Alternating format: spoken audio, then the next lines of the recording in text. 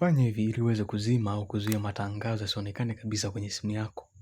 Cha kufanya, kaa nami mwanzo hadi mwisho wa video hii ili uweze kujua namna gani unaweza kuyazima matangazo. Ikiwa kwanza subscribe, like, share na video hii. Cha kufanya, nenda setting.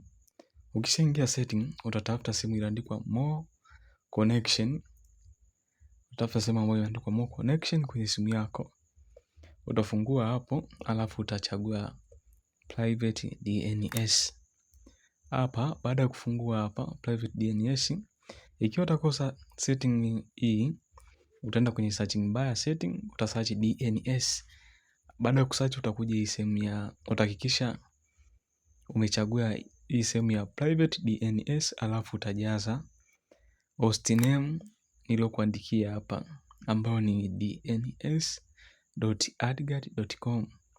Baada ya kujaza hii host name utasave, na hapo utakuwa umezuia kabisa tangazo lolote lisionekane kwenye simu yako.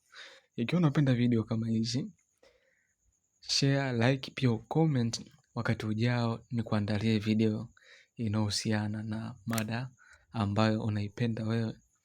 Tukutane next time. Ciao.